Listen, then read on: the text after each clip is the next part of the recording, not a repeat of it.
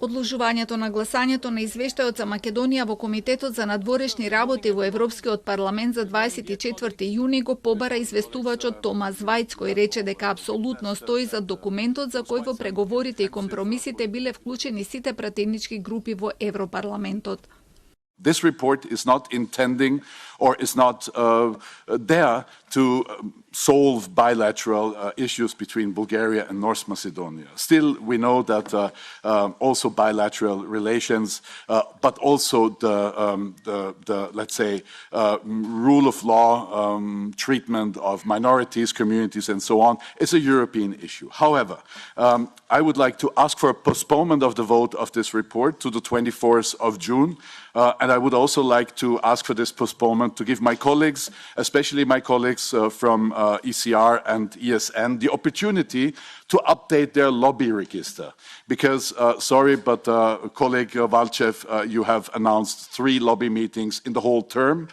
Со тоа, Вајц практично возврати на нивните обвинувања дека имал тајни средби со надворешни фактори, односно со македонски представници, или дека некој пробил во системот на ЕП, а сето тоа влијаело на ставовите во извештајот, а пред се на амандманите со кои се бара признавање и почитување на македонскиот јазик и идентитет. 20 европратеници го поддржаа Вајц. Санче Самор од групата на социјалдемократите побара да не се создава преседан, така што ќе се овозможи надворешни фактори да создаваат ситуации во Европскиот парламент. We endorse or even accept the nasty expression, accusations and insinuations that have been used to justify the request from other groups. It's not needed to blame someone to do a normal thing like a request for a postponement, and we regret deeply the terms and insinuation addressed to the colleague Wise or any other negotiator. Романскиот европратеник Ден Барна од редовите на групата на либералите исто така ја осуди кампањата покрената против Вајц како неприфатлива, велејќи дека не треба да се повторува. Бугарските европарламентарци кои самите бара одложување поради според нив нерегуларностите што ги откриле околу пишувањето на извештајот се задоволни од епилогот. Няма за какво да обновявам регистъра на срещите си с лобистите, като аз не провеждам такива срещи.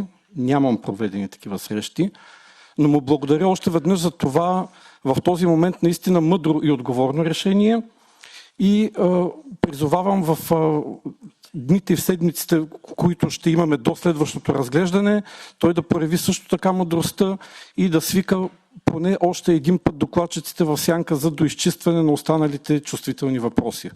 На основниот предложен текст на извештајот беа поднесени вкупно 313 амандмани, од кои посебно внимание предизвикаат тие со кои се нагласуваат македонскиот јазик и идентитет. Така самиот Вајц и председавачот на АФЕТ, германскиот европратеник Дейвид Мекалистер, предлагаат амандмани за вметнување нова точка ДА со идентична содржина, со оглед на тоа што ЕУ постојано го покажува своето признавање на македонскиот јазик и идентитет.